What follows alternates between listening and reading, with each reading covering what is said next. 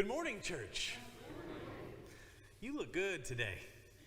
Let me just say, it is a good day when I am here with you. Praise be the Lord. Will you join me in a moment of prayer? May the words of my mouth and the meditations of all of our hearts be pleasing to you, O Lord, our God and our Redeemer. Amen. This morning we heard the story of Jacob wrestling with a messenger of God and getting a new name, Israel. It is a story of becoming, literally a struggle of becoming. The entirety of the Jewish homeland, Jesus' homeland, would one day be named in honor of this struggle. By Jesus' day, a common way to speak of Yahweh, that is the God of Israel, that is God, was to say the God of Abraham and Isaac and Jacob. It was a way to indicate that the covenants made to these three generations of Jewish patriarchs were an ongoing covenant for the entire nation. It was a way to keep rooted in an identity as a member of God's people, for I worship the God of Abraham and Isaac and Jacob. Even Jesus himself is quoted using this phrase in Matthew 22, when a group of Sadducees is questioning Jesus about his teachings of resurrection. Remember, the Sadducees did not believe in any kind of resurrection. Jesus answers them by saying, quote, "Have you not read what was said to you by God? I am the God of Abraham, the God of Isaac, and the God of Jacob." God is not God of the dead, but of the living, Jesus says. Here are the covenants Genesis records as given by God to each of these three patriarchs. They are remarkably similar. In fact, they are the same because it is but one covenant extended. In each, a promise of a homeland, a promise of a multitude of offspring and or nations, and in each, blessings in perpetuity. But what is also consistent in each of these covenants is God's proclamation of, "I will." Go from your country, Abraham, to the land that I will show you. I will make of you a great nation. I will bless you. I will be with you and will bless you. He says to Isaac, I will give these lands. I will fulfill the oath that I swore. I will make your offspring numerous. And God says to Jacob, the land on which you lie, I will give to you and your offspring. The covenants of God are always in the becoming, anchored in the notion of I will. God's promises are rooted in the blessed future, anticipating the blooming of human becoming. It is an epic story that Genesis tells. If it's been a long time since you read through Genesis, it's worth another read. Origin stories that the world would always remember. The telling of the becoming of a people. The ancestors of ancestors. Our ancestors in faith. And what is such a beautiful part of the story, at least for me, where I find a unique and miraculous beauty, is that Jesus' ancestors that Genesis speaks of are extremely flawed people. They are not perfect, far from it. My dear friend and fellow clergy colleague, a Presbyterian pastor in California who I went to college with, was one of the participants in my ordination service years ago. And the gift that my friend, the Reverend Garrett Andrew, gave to me on that ordination day was the charge. And because of his mother in the audience recording him giving that charge, I still have it. His mom, Christina, loves this remembering so much that she reshares the Facebook memory of it when it pops up on her feed on my ordination anniversary, which was just a couple weeks ago. The Andrew family are the most beloved people. In fact, this stole I'm wearing today is her handiwork. During that charge, Garrett addressed the value God puts on flawed people, and he does it only in a way that he can do. And so let me take just a minute and share it with you now.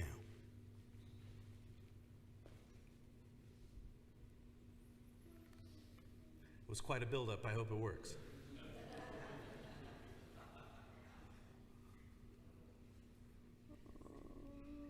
You can do it, Steve. You can do it.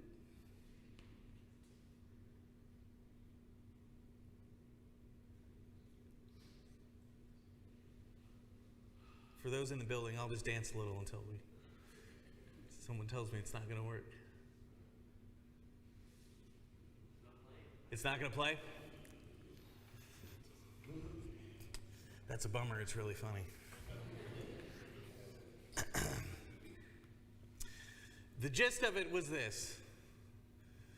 We met each other when I was 18 and he was 19, and so there was a lot of people in the room that had stories about us, stories that would indicate maybe we shouldn't be clergy people, if you know what I mean. But he said, rest assured that God uses flawed people for good things. And then he reminded us that Abraham was a liar, and Jacob was a scoundrel, and Moses was a murderer, and Mary was an unwed mother, and still somehow God used all of them so he could use us too. He said, the charge begins with this: never stop becoming.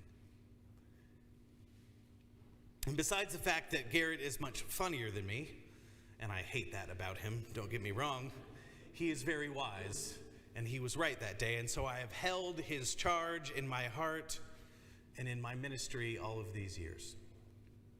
Never stop becoming. Jacob really was a scoundrel in many ways. He lied and deceived his father. He cheated his brother out of his birthright twice.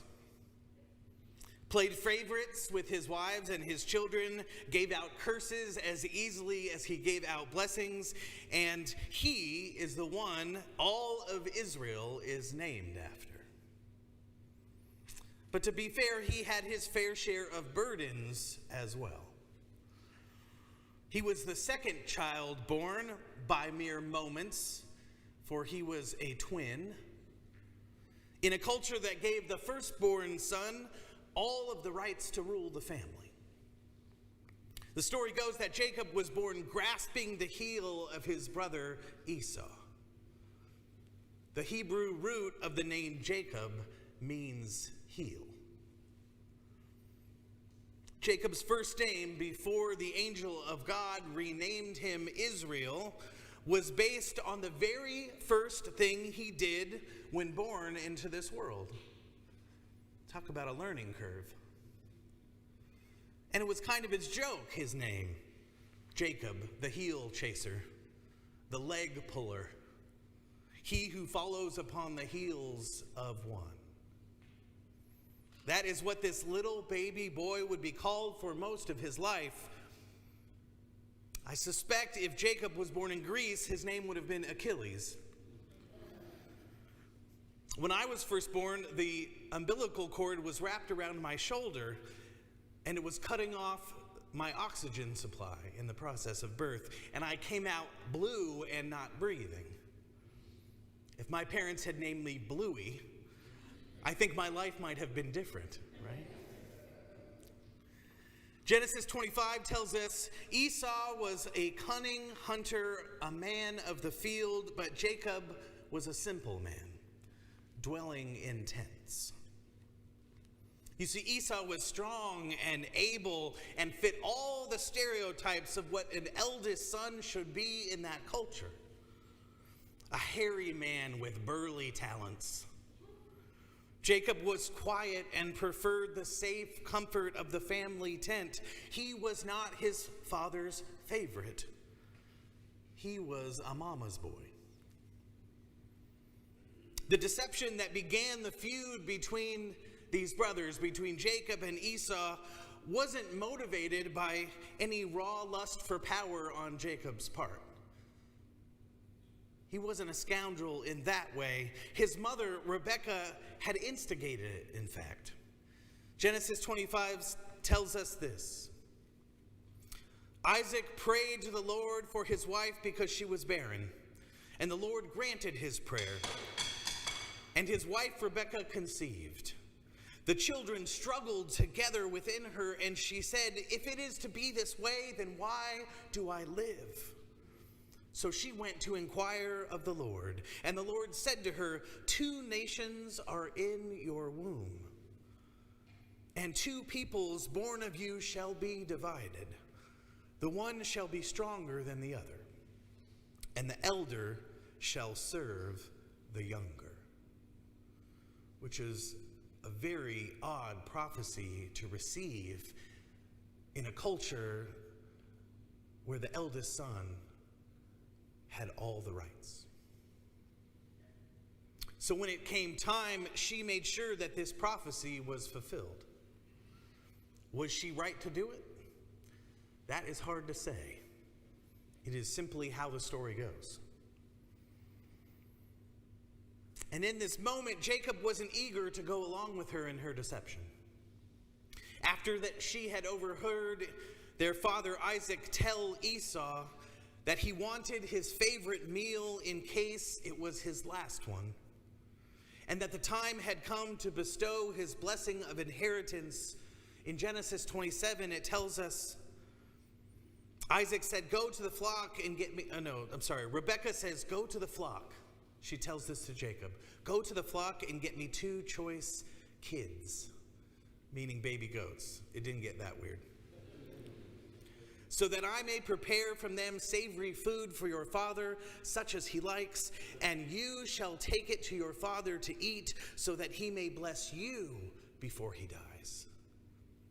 But Jacob said to his mother Rebekah, "Look, my brother Esau is a hairy man, and I am a man of smooth skin. Perhaps my father will feel me, and I shall seem to be mocking him and bring a curse upon myself and not a blessing." Jacob was nervous and hesitant as a young man. Maybe not quite a scoundrel, but surely lacking the moral courage to do the right thing.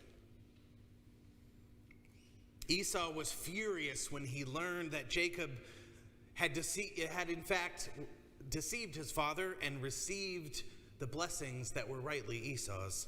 And so Esau vowed to kill his brother as soon as his father died.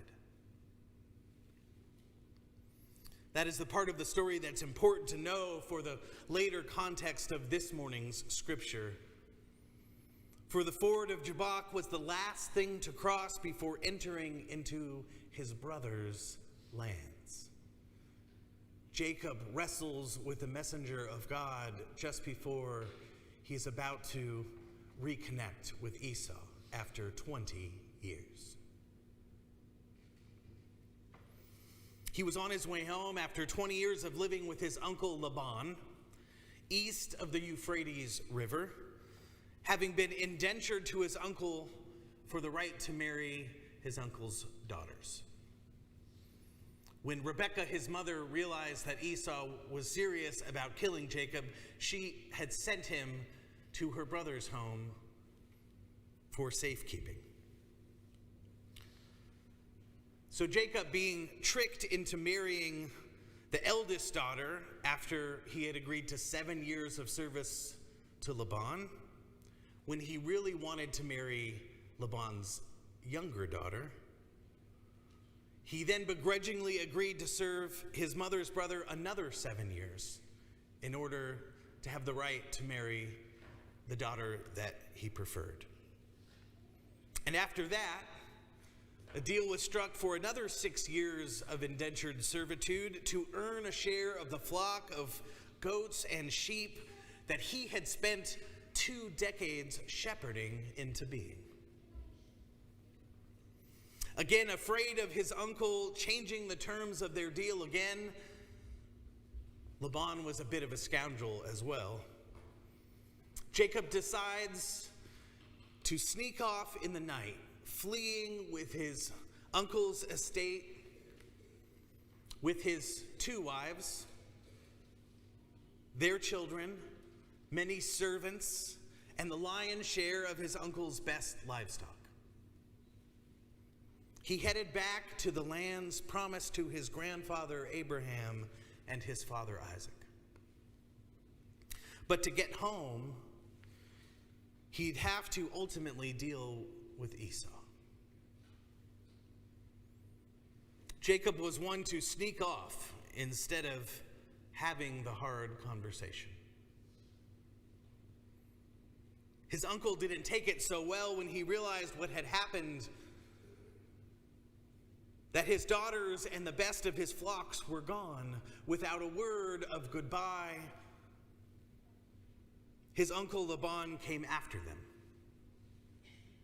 Genesis 31 tells the tale of that episode of the story, and it is too much to detail in its entirety now, but just to share how the chase started and how it ended. When Laban was told that Jacob had fled, he took his kinsfolk with him and pursued Jacob for 7 days until he caught up with him in the hill country of Gilead. But God came to Laban the Aramean in a dream by night and said to him, "Take heed that you will not say a word to Jacob, either good or bad." And after a lot of arguing back and forth between Jacob and Laban, Laban proposes to Jacob this: "Let us make a covenant, you and I, and let it be a witness between you and me." So Jacob took a stone and set it up as a pillar. And Jacob said to his kinfolk, "Gather stones." And they took stones and made a heap, and they ate there by the heap. Laban said to Jacob, "See this heap and see the pillar, which I have set between you and me?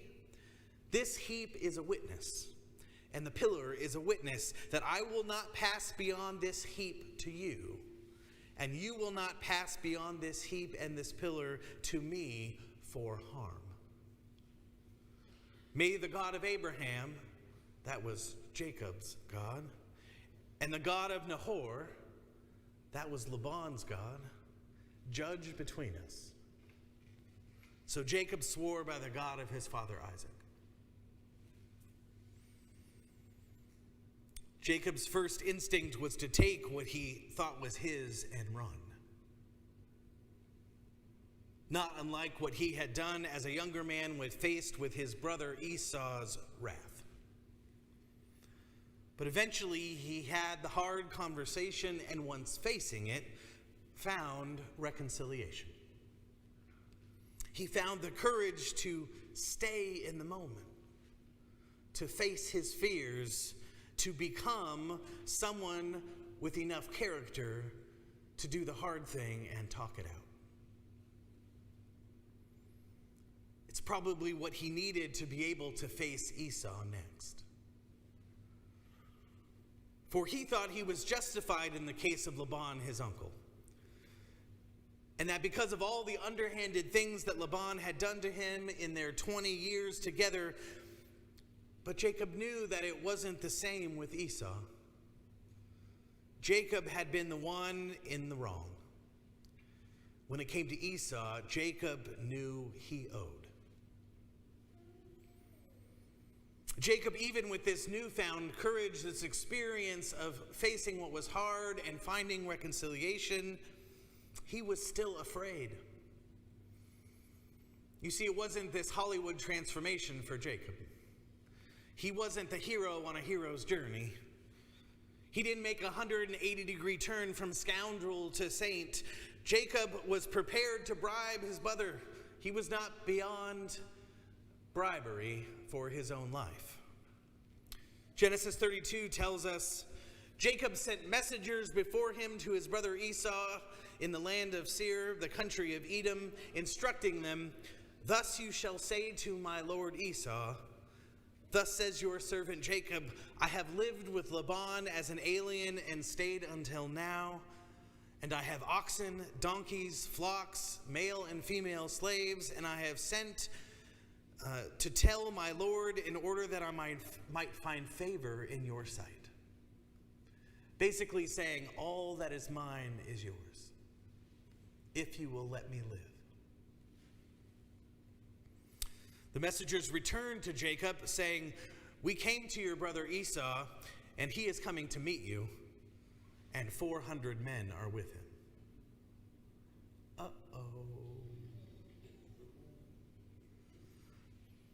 And Jacob was greatly afraid and distressed. And he divided the people who were with him and the flocks and the herds and the camels into 2 companies, thinking, if Esau comes to the one company and destroys it, then the company that is left will escape. Hedging his bets, right? And even though he was so terrified of his brother that he was willing to sacrifice half of the people in his entourage, and stayed at the very back of the caravan so that Esau would receive all his gifts before laying his eyes on his brother, and thus safeguarding his own life above everyone else's, still Jacob did not run away. He could have turned his group away and found a different place to go, but even in the midst of hedging his bets for maybe selfish purposes, he did not run, which had been his nature until now. Jacob that night prayed to God, "O God of my father Abraham and God of my father Isaac, O Lord, who said to me, 'Return to your country and to your kindred, and I will do you good.' I am not worthy of the least of all of the steadfast love and all of the faithfulness that you have shown to your servant. For with only my staff I crossed this Jordan, and now I have become 2 companies. Deliver me, please, from the hand of my brother, from the hand of Esau, for I am afraid of him. He may come and kill us all, the mothers with the children. Yet you have said, O God, I will surely do you good and make your offspring as the sand of the sea, which cannot be counted because of their number." It is finally at this point in Jacob's story that our morning scripture is set. The night before he would reunite with his brother for good or for bad, after he had sent ahead all the gifts for Esau and all the people traveling with him across the ford of Jabbok, he stayed alone at their camp. He stayed. And I imagine at first in a state of anxious prayer and pleading with God, "O Lord, make a way where there seems to be none." This is when he wrestles with the messenger of God, as Genesis describes it. Becoming is often a struggle, isn't it? I think we here in America have romanticized the notion of becoming. That it is always some outside forces our heroes must overcome in order to save the day. The dichotomy of good versus evil, black hats and white ones, right? Our stories are rooted in this testing of their moral purity. Jacob was anything but pure. that the best of us vanquish darkness once seemingly beyond our control and show by our perfect example how to move into a safe and prosperous future. Those are the stories we like. No complications. But that is not real life, because none of us are morally pure. None of us are so righteous as that. The struggle all too often is within. Becoming who we are called to be is an overcoming of our own tendencies to go the easy way instead of the hard. To make the brave choice instead of the choice of least risk and least pain and least accountability. We find a way seemingly always to blame something else or someone else, instead of having the courage to look within our own hearts, to question where we might be made new in God's becoming. Jacob's wrestling is with his own darkness, his own tendency to run instead of facing the music. It is a spiritual wrestling match. Jacob wrestles with what he himself is capable of, having been the weaker one since birth. Jacob wrestles with all the fear that has come with that truth over his life. Jacob wrestles with his desire to escape, and he is still standing in the morning. He will not stop wrestling without a blessing from God. And so, for this effort, for this struggle, he is bestowed a new name.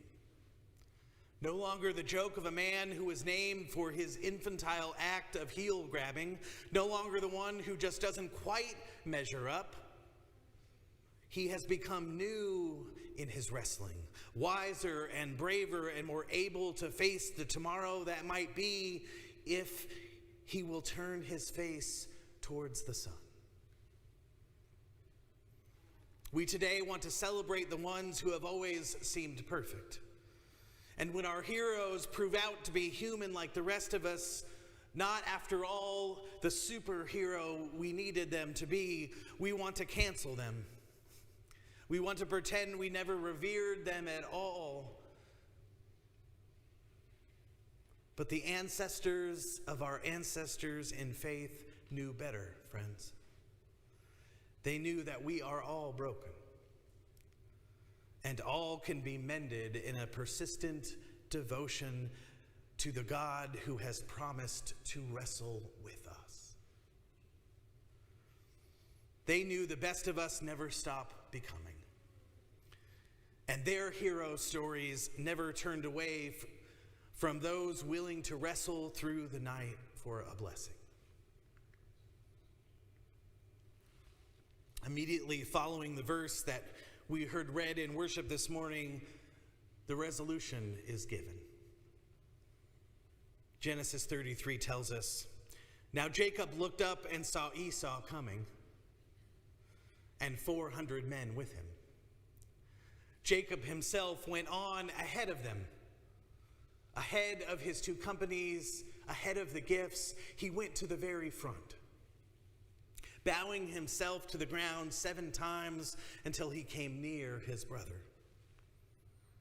But Esau ran to meet him and embraced him and fell on his neck and kissed him, and they wept together. When Esau looked up and saw the women and children, he said, 'Who are these with you?' And Jacob said, 'The children whom God has graciously given your servant.'" All that fear, all the anxiety, all the wrestling and struggle, and there was joy in the morning. To be the people of God is not a transactional relationship. Covenant with the holy is not a quid pro quo. It is a promise that God will. when we are courageous enough to wrestle through the night with the darkest tendencies of ourselves, that God will deliver us from evil. It is a promise that joy comes in the morning, that light will always overcome darkness, and that reconciliation is the sweetest reward. This story of struggle and redemption is the gospel of a God who does not forsake us, that will wrestle with us through the night. And for this gospel of good news and great joy, thanks be to God.